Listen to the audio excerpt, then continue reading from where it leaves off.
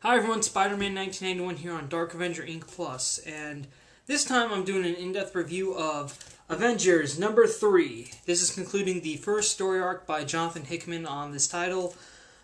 Pretty much it picks up right after the last issue ended. Captain America is leading the pretty much extended roster of the Avengers because at the start of the story arc, Captain America and Iron Man were like, okay, we need to think bigger with the Avengers. So they pretty much planned a core Avengers team, which consisted of Captain America, Iron Man, Hawkeye, Thor, Hulk, and Black Widow movie roster. So, and they also planned, like, in case that team's unavailable or captured or incapacitated, they'd have several other Avengers on call ready to answer. And that roster was, can't really think, pretty much consisted of like old veteran Avengers like Wolverine, Spider-Man, Spider-Woman, Captain Marvel, and also some new guys to the Avengers like Smasher, Manifold, a new Hyperion, Sunspot, and Cannonball from the New Mutants, and also a new Captain Universe. So pretty much Captain America takes the extended roster with him back to Mars, where most of the core team except Captain America were captured by Abyss and Ex Nihilus, who plan on somehow destroying. Their plan is pretty much destroying most of the life on Earth, then trying to evolve it and make it better, that sort of way, because they're like godlike creatures. And so Captain America leads the team to Mars. They're able to free the other Avengers, but then Captain Universe is able to talk to Ex Nihilus and Abyss and tell them not to do this. Tell them not to terraform or kill any other inhabited worlds. That's not their job anymore.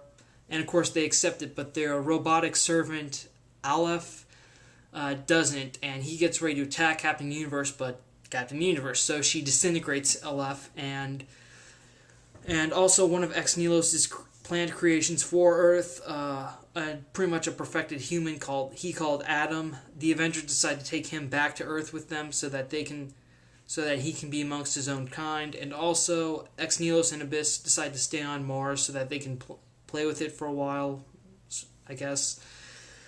And then the issue, and after that's taken care of, the issue ends with like a little narration where it says that it began to like sort of foreshadow the future by saying it began with an idea by two men, and one man was life, Captain America, and one man was death, Tony Stark. So yeah, I'd say the first story arc was pretty great. It's not exactly a big, huge opener, but it's an okay opener. I mean, I like the ending. I like the ending to this because the ending is intriguing, and it does make me want to read more about this to see what Jonathan Hickman is planning. Because the way it ended, like I said, it ended with saying that what happens next to the Avengers all started with the idea that Captain America and Tony Stark had about expanding the roster, and also keeping a core team, then choosing which Avengers they should call in case for backup and stuff. I mean, and then saying that one man, Steve Rogers, was life, and the other, Tony Stark, is death. I'm not entirely sure what that means, but I want to know what it is and how Tony Stark is supposed to represent death here. But I'd say, again, this is only 3 issues, so you probably can. I believe the series came out by week, every 2 weeks. So I think if you're lucky, you can get all 3 issues, collect all 3 issues, then read them all for yourself, and then decide whether or not you want to pick this up. Because in the first issue, I remembered that Hickman pretty much laid out all the stuff he was going to do with his run, and it is similar to how he did this with Fantastic Four, although that didn't really work out in my opinion. But I hope his Avengers run will be better. Okay. I'd say Marvel's Avengers was not exactly a big open. So far their first story arc isn't exactly a huge big opening opening, but it's a pretty interesting one at that, especially with this new extended roster. And I want to see what Captain America and Iron Man have planned for like their whole Avengers roster, about how they're gonna like call people in for backup and stuff, because they had like a map. They had this sort of map set up for like where. Like the sort of map of who to call in when someone was unavailable. Like, you know, like they had pretty much, it started off with the circle with the Avengers logo and the main six. Then it sort of spread out to the other heroes that Cap called in for the Mars mission. And then there were a few more blank circles that I guess are waiting to be filled. And I want to see what they're going to be filled with. So, you know, so back to the main issue here. Good opening.